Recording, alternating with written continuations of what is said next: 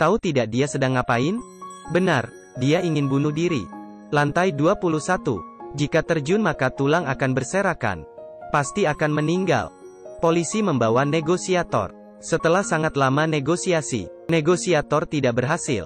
Karena yang ingin bunuh diri adalah seorang psikolog di Brasil. Banyak orang berkumpul di bawah gedung.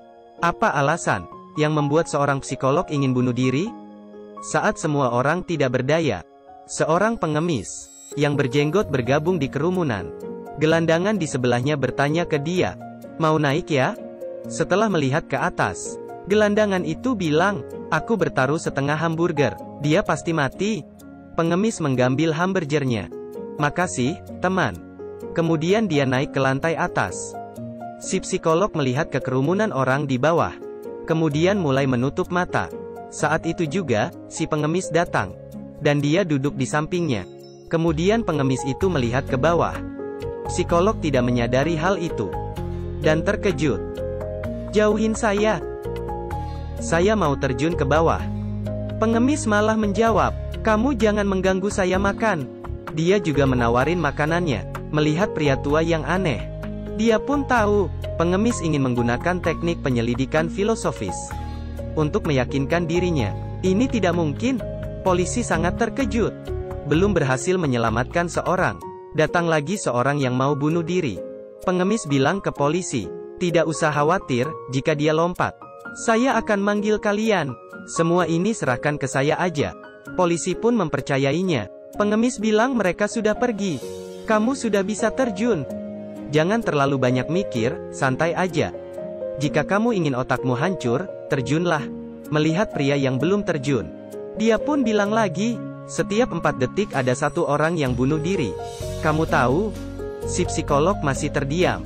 Badannya terus bergoyang. Dia pun bersiap-siap terjun. Si pengemis bilang, "Kamu bukan hanya bunuh diri, tapi juga sebagai pembunuh." Akhirnya si psikolog terpengaruh. "Kenapa bunuh diri menjadi pembunuh?" Si pengemis terus berkata, "Karena kamu bunuh diri, maka kamu membunuh keluarga yang mencintaimu." Si psikolog tertunduk, dan mengambil foto anaknya. "Anakmu, diam." Si pengemis pun ketawa. "Bukankah kamu mau bunuh diri? Kenapa terpengaruh kata-kata saya?" Kemudian si pengemis terus bertanya. Sampai si psikolog terdiam. Pengemis menggunakan beberapa cara menyelamatkan orang ini. Akhirnya dia melihat ke arah pengemis. "Suka? Saya bisa pinjamkan ke kamu. Tapi jika kamu mau lompat, saya tidak akan pinjamkan. Kamu bisa mengotorinya." Si psikolog tersenyum kaku.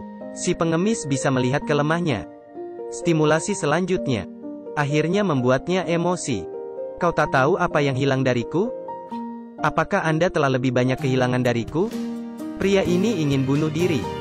Dia adalah seorang psikolog di Brasil. Tentu saja lebih memahami hati orang lain. Negosiator juga kalah darinya. Tidak ada orang yang bisa menahannya. Tapi saat dia bertemu pengemis tua, si pengemis berkata, "Orang yang bunuh diri karena tidak mendapatkan jawaban. Kamu tahu apa yang kamu inginkan? Psikolog ada di seluruh dunia. Tidak peduli siapa yang akan mati. Mati." Si pengemis melihat ke dia, kemudian tidak bertanya lagi. Hanya berkata, "Orang yang bunuh diri bukan ingin membunuh diri sendiri, tapi ingin membuat orang lain menderita. Tapi jika kami ingin bunuh diri, lompatlah ke bawah. Kau putuskan sendiri." Setelah itu si pengemis pun pergi. Si psikolog membuka tangannya, dan memutuskan untuk terjun. Namun setelah dia berteriak, dia tidak jadi terjun. Jika dia mati, bagaimana dengan keluarga dan anaknya? Dia tanya si pengemis, sebenarnya siapa dirinya? Apakah seorang psikolog juga? Bukan. Pastor? Imam besar? Dokter? Semua bukan. Saya hanya orang gila.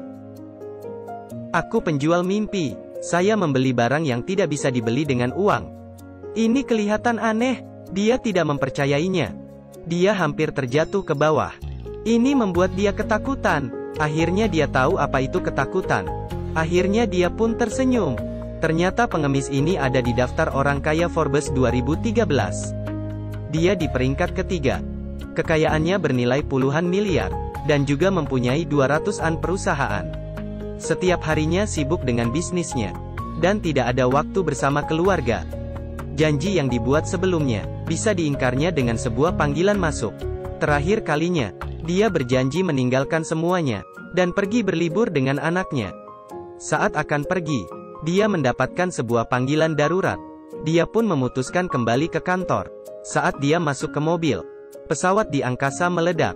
Anak istrinya pun menjadi korban. Di bawah pukulan besar, dia mulai mengerti arti kehidupan.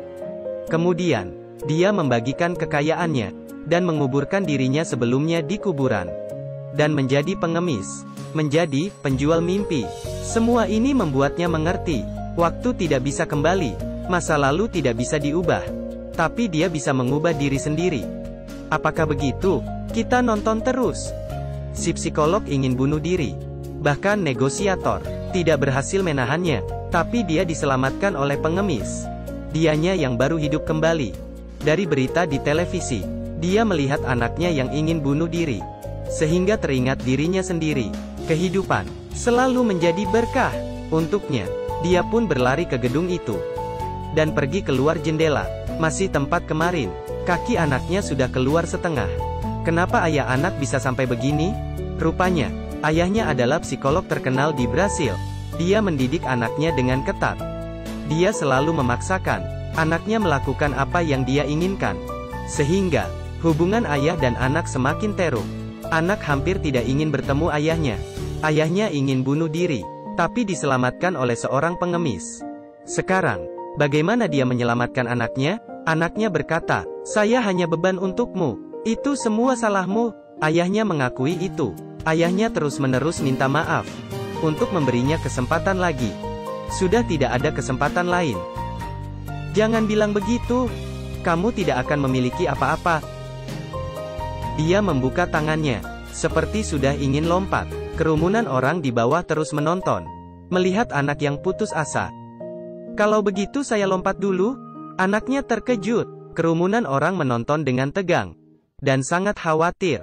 Ayahnya bilang, "Jika tidak ada kamu, saya tidak tahu bagaimana saya hidup." Dia perlahan-lahan menginjak keluar.